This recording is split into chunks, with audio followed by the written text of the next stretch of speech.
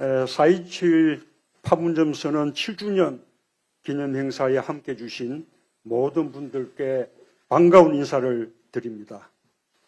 김대중 대전, 노무현 재단, 포럼 4.2제, 한반도 평화포럼이 함께 오늘 행사를 준비해서 더욱 뜻깊습니다. 한반도 평화를 이어달리기 하며 만들어온 지역들로서 절체절명의 한반도 위기를 극복하고 다시 평화의 길을 열어야 한다는 절박함이 서로의 의지를 하나로 모으게 했다고 생각합니다. 힘을 함께 모아주신 단체와 원로들께 그리고 함께 해주신 우리 우원식 국회의장님께 깊은 존경과 감사의 마음을 전합니다. 대통령직을 마치고 고향으로 돌아온 지 3년 되었습니다. 마음 편할 날이 없었던 3년이었습니다. 김대중, 노무현, 문재인 정부가 국민과 함께 공들여 이룩한 탑이 여기저기서 무너지는 소리를 들어야만 했습니다. 나라가 국민을 걱정하는 게 아니라 국민이 나라를 걱정해야 하는 나날이었습니다. 2차 세계대전 후 개도국에서 선진국으로 성격한 유일한 나라, 지난 80년간 세계에서 가장 성공한 나라라는 국민적 자부심이 무너졌습니다. 눈 떠보니 선진국이라는 자긍심은 사라지고 추락하는 대한민국이라는 탄식과 우려가 커져만 갔습니다. 전임 대통령으로서 마음이 더욱 참담하고 무거웠습니다. 지난 3년은 그야말로 반동과 퇴행의 시간이었습니다. 모든 분야에서 멈춰서고 뒷걸음질 쳤습니다. 대한민국의 국격은 무너져 내렸고 국민의 삶은 힘겨워졌습니다. 한국 경제는 지난 3년간 침체의 늪에서 헤어나오지 못했습니다. 고물가, 고금리, 고환율의 삼중고에 민생 경제는 더욱 어려워졌고 잠재 성장률 2%에도 미치지 못하는 1%대 성장률을 기록하며 저성장의 늪에 깊이 빠져들었습니다. 한국 경제의 버팀목인 수출부터 최악의 성적을 보였습니다. 2017년부터 2022년까지 코로나 상황 속에서도 수출 실적은 19.2% 증가했지만 윤석열 정부 출범 이후 2022년부터 2024년 사이에는 증가율 제로를 기록해 제자리 걸음을 면치 못했습니다. 민생 경제의 지표인 내수 소비는 더욱 침체됐습니다. 윤석열 정부 출범 직후부터 작년 말까지 소비지수가 역대 최장 기간인 11분기 연속으로 감소했습니다. 노동자 실질임금은 관련 통계가 집계된 이후 처음으로 해마다 감소했고 체불임금 역시 역대 최고치를 기록했습니다. 제조업 취업자 수도 관련 통계가 집계된 이후 가장 적었습니다. 이토록 경제가 어려운데도 국가 재정은 제 역할을 못했습니다. 경제를 살리기 위한 재정의 적극적 역할을 회피했고 오히려 막대한 세수 결손을 초래했습니다. 2023년과 2024년 각각 56조 원과 31조 원의 세수 결손에 이어 2027년까지 60조 원 이상의 추가 세수 감소가 전망되고 있습니다. 나라 곳간이 비면서 국가 경쟁력을 높이기 위한 투자와 서민들의 민생과 복지를 위한 정부 역할을 축소해야 하는 상황이 되었습니다. 윤석열 정부의 경제 실패와 무책임한 부자 감세에 기인한 것으로 세수 기반이 허물어지고 우리 경제의 대응력을 약화시킨 후과를 새로 출범하는 정부가 떠안게 되었습니다. 코로나 상황 속에서도 우리 경제를 지탱해내 OECD 주요국 가운데 최고의 성장률을 기록했던 전임 정부의 적극적 재정정책을 비난하면서 거꾸로 간 결과입니다. 민주주의 역시 지난 3년간 크게 후퇴했습니다. 영국 이코노미스트 부설 연구기관의 발표에 의하면 2021년 16위까지 상승했던 한국의 민주주의 지수는 윤석열 정부에서 큰 폭으로 하락하여 역대 최저점수, 최저순위를 기록했고 완전한 민주주의 국가에서 결함 있는 민주주의 국가로 전락하였습니다. 스웨덴 민주주의 다양성 연구소에서는 한국의 민주주의 체제 등급을 강등하며 한국을 독재화가 진행 중인 45개 국가 중 하나로 분류했고 국경 없는 기자회가 발표하는 언론 자유 지수도 큰 폭으로 하락하여 세계 62위로 떨어졌습니다. 부끄러운 일이 아닐 수 없습니다. 안에서 새는 바가지, 밖에서도 새는 법입니다. 한반도 평화와 남북관계는 지난 3년간 회복이 어려울 정도로 망가졌습니다. 한반도 평화를 향한 역대 정부의 성과와 노력은 송두리째 부정되었습니다. 모든 대화는 단절되었고 평화의 안전핀이었던 9.19 군사합의마저 파기되었습니다. 끝간데 없이 대결을 부추기고 긴장을 고조시키며 남북이 언제 군사적으로 충돌할지 모르는 위험한 상황으로 치달았습니다. 급기야는 윤석열 정부가 계엄을 위한 위기 상황을 조성하기 위해 의도적으로 남북 간의 군사적 충돌을 유발하려 했다는 정황까지 드러나 수사가 주목되고 있습니다. 윤석열 정부는 역대 정부가 계승해온 균형 외교를 파기하고 철진한 이념에 사로잡혀 편협한 진영 외교만 치중했습니다. 그 결과 주변국의 반발을 키우며 국익은 훼손되었고 평화와 번영의 땅이 되어야 할 한반도는 신냉전 대결의 최전선이 되었습니다. 이제 차기 정부의 최우선 과제가 됐지만 윤석열 정부가 망쳐놓은 외교를 다시 정상화하는 데는 많은 시간과 노력이 소요될 것입니다. 윤석열 정부의 모든 분야에 걸친 총체적인 국정 파탄은 대통령 한 사람의 실패가 아님을 보여줍니다.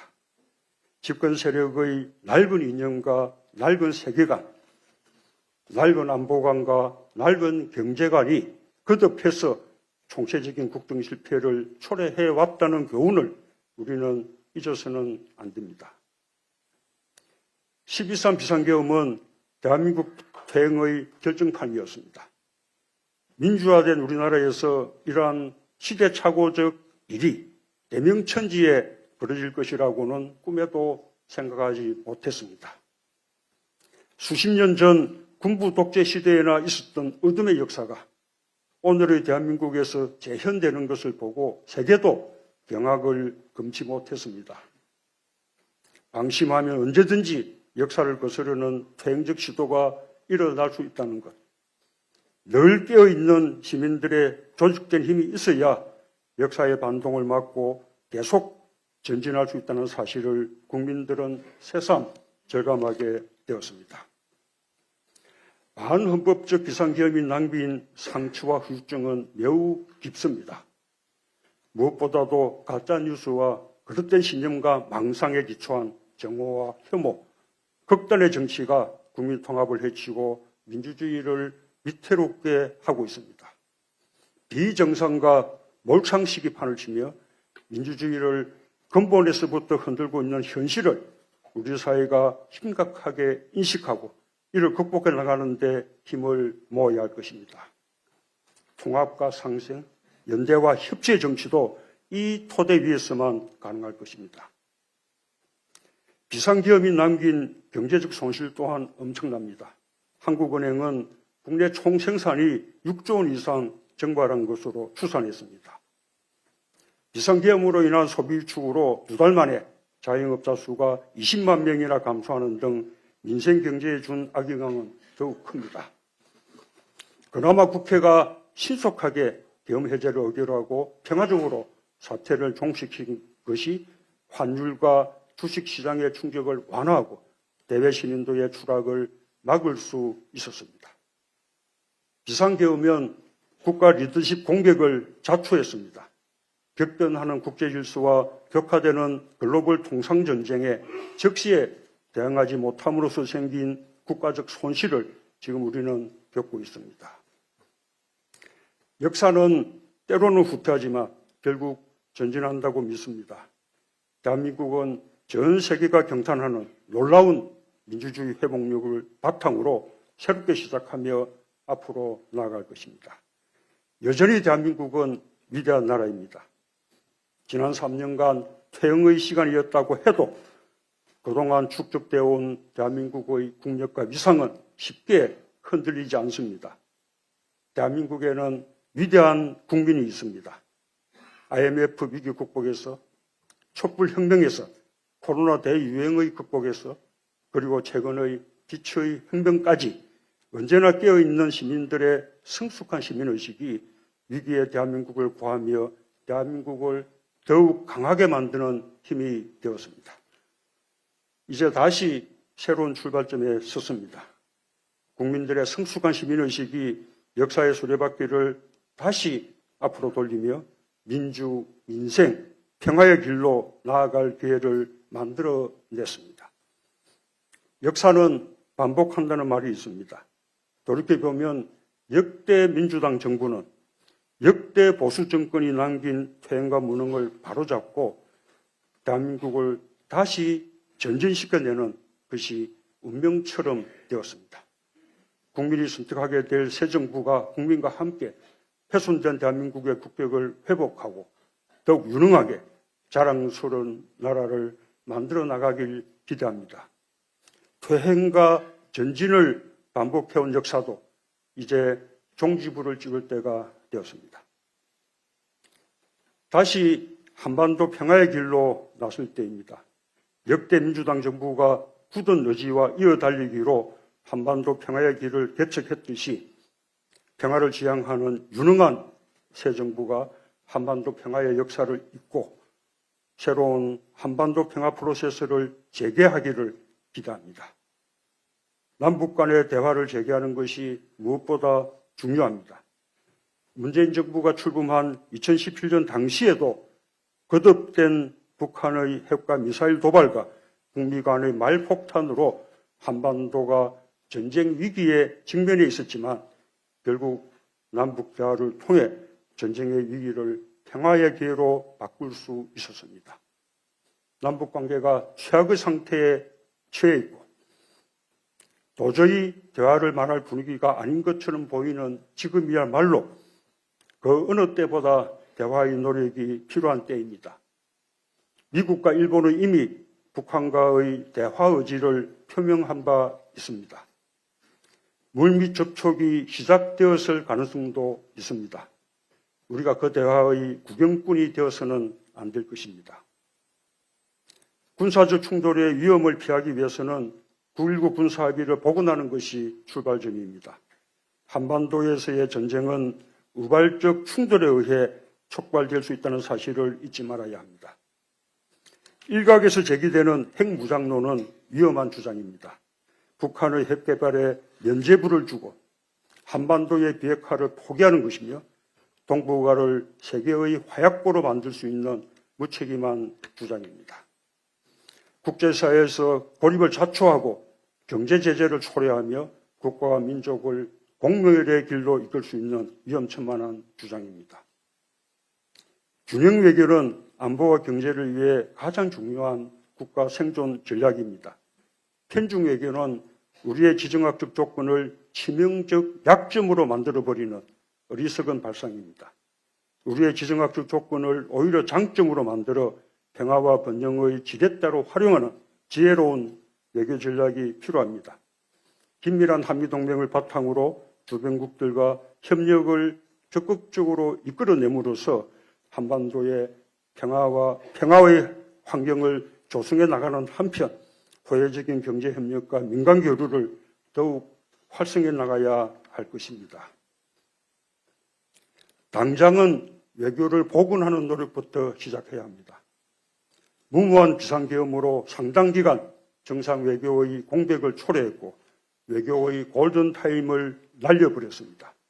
새 정부는 출범과 동시에 서둘러서 국익과 평화를 최우선에 둔 전방위적 외교 복원에 총력을 기울여야 할 것입니다. 평화는 목표인 동시에 과정입니다. 역대 정부가 남북 간의 신뢰를 쌓고 대화했던 노력들 하나하나가 평화로 가는 과정이었습니다. 4번의 남북 정상회담에도 남북 정상선언에도 불구하고 우리는 아직 한반도 평화의 정상에 이르지 못했습니다. 하지만 우리가 평화의 길을 다시 이어나간다면 반드시 정상에 오를 수 있을 것입니다. 결코 포기할 수 없는 평화를 위해 다시 신발끈을 조여맬 시간이 찾아왔습니다. 항상 국민 여러분께 감사한 마음입니다. 위대한 우리 국민 덕분에 대한민국은 위기를 극복하며 무너진 것을 다시 세우고 새롭게 도약하는 기회를 맞이할 수 있게 되었습니다. 국민과 함께 역사의 퇴행을 바로잡고 앞으로 나아갈 희망을 품을 수 있게 되었습니다. 민주주의를 지킨 힘으로 더 굳건한 민주주의로 나아가고 경제와 민생이 다시 활력을 되찾길 바랍니다. 뜨거운 민주주의 열정이 평화를 향한 열망으로 모여 한반도의 새로운 평화의 시대가 열리길 기대합니다. 감사합니다. 자, 그러면 지금부터 잠시만 주목해 주시기 바랍니다. 제가 구독자분들을 위해서 선물 하나를 준비했는데요. 제가 항상 여러분들께 드리는 말씀이 있습니다. 뉴스만 평소에 잘 챙겨보셔도 돈이 되고 돈을 벌 수 있다라고 말씀을 드렸는데요. 여러분들은 여기 보시는 삼성전자 뉴스를 보고 어떤 생각이 드세요? 아니면 정치인들의 뉴스, 날씨 뉴스를 보고는 어떤 생각이 드시나요? 그냥 뉴스만 보고 끝내는지 아니면 이 뉴스를 어떻게 이용할 수 있는지 이 부분을 고민하고 계시는지를 되물어보고 싶습니다. 그 이유가 뭐냐 하면 제가 지난번에 여러분들께 뭐라고 말씀을 드렸었죠? 지금은 반도체 섹터를 눈여겨보셔야 한다고 말씀드렸습니다. 그리고 나서 이런 썸네일들 뉴스를 통해서 많이 보셨을 겁니다. 반도체 내용이 이슈가 됐을 때 부자들은 어떻게 생각한다? 반도체 관련주들은 뭐가 있는지, 어떤 종목이 가장 좋은지, 어디에 투자해야 돈이 몰리는지 자연스럽게 생각한다고 제가 말씀을 드렸죠. 그 이유가 뭐냐 하면 부자들이 봤을 때는 이슈가 곧 돈으로 이어지고 그 이슈가 나에게 돈을 벌어준다는 경험적 확신이 있기 때문에 부자들은 항상 이런 사회적 이슈를 관심있게 챙겨본다고 제가 말씀을 드렸습니다. 이번에도 마찬가지인데요. 제가 지난번에 시청자분들과 함께하는 주식으로 수익 내기 이벤트를 진행했었죠. 당연히 100% 무료로 진행을 했었고요. 여기 보시면 아시겠지만 제가 지난번에도 구독이라고 보내주신 모든 시청자분들께 반도체 관련주 중에 가장 크게 급등할 딱 한 종목, 많은 종목도 아니라 한미반도체 한 종목을 여러분들께 추천드렸어요. 그러면서 여기 나와 있는 대로 정확히 얼마에 매수해야 하는지, 그리고 수익률이 어느 정도 나왔을 때 팔아야 하는지를 이런 부분들까지 여러분들에게 정확히 알려드렸었는데 지금 실제로 어떻게 되었다? 오른쪽을 보시면 아시겠지만 제가 지난번 문자 발송으로 이 한미반도체를 소개해드리고 나서 실제로 이렇게 5배 이상 어마무시한 상승이 나왔습니다. 100만 원만 투자를 했어도 무려 500만 원이 넘는 수익금이 생긴 거죠. 그래서 당시에도 굉장히 많은 분들이 제가 드린 이 한미반도체로 수익을 내실 수가 있으셨을 텐데요. 다시 한번 축하드린다고 말씀을 드리겠고 이번에도 마찬가지입니다. 앞으로도 2024년, 2025년 계속해서 기대해볼 섹터는 AI입니다. 그 중에서도 AI 반도체는 그 누구도 부정할 수 없는 미래성장 산업입니다. 그러면 우리가 어떻게 생각해 볼 수 있을까요? AI 반도체 종목 중에 앞으로 크게 대장 역할을 하면서 10배 이상 급등할 수 있는 텐베고 종목을 지금부터 열심히 추적해야 한다는 겁니다. 큰 돈을 투자하지 않더라도 월급의 일부분 아주 소액이라도 이 종목을 모아가야 수백 %의 수익률을 손에 쥘 수 있는 것이죠. 지금 여러분이 보고 계시는 이 유튜브 또한 AI 반도체와 아주 밀접한 연관이 있고 반도체야말로 대한민국의 핵심 산업으로 앞으로 더더욱 시장은 성장할 수밖에 없습니다. 그렇기 때문에 제가 이번에도 뭘 보내드리고 있냐면 지난번과 똑같이 구독이라는 문자를 보내주시면 제가 AI 반도체 관련주 중에 앞으로 대장주 역할을 하면서 주가가 가장 크게 급등할 한 종목을 여러분들께 문자 발송으로 종목명과 사고 파는 시점을 모두 알려드릴 건데요. 그 문자를 받고 여러분들이 주식으로 돈 버는 연습을 한번 해보셨으면 좋겠고요. 혹시라도 나는 주식을 하지 않는다 하시는 분들은 주변에 주식하시는 지인분들에게 말씀을 해주셔도 되고요. 아니면 연세가 있으셔서 투자가 어렵다 하시는 분들은 이 종목을 자녀분들에게 한번 사봐라. 이걸로 한번 수익을 내봐라. 이렇게 조언을 해주실 수도 있는 거겠죠.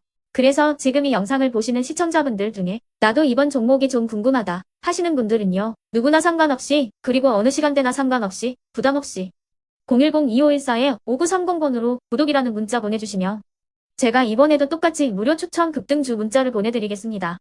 이해되시겠죠? 제 번호 010-2514-5930번으로 구독이라는 문자 보내주시면 여러분들이 직접 이슈를 통해서 돈 버는 연습을 해보실 수가 있는 거고, 제가 돈을 받는 것도 아니고 투자를 대신해 드리는 것도 아니기 때문에 부담 없이 신청해 주시면 되는 겁니다. 그리고 수익이 나면 저는 다른 것은 하나도 바라지 않습니다. 제 채널에 구독, 좋아요 한 번씩만 눌러주시라 이렇게 다시 한번 말씀을 드리겠습니다.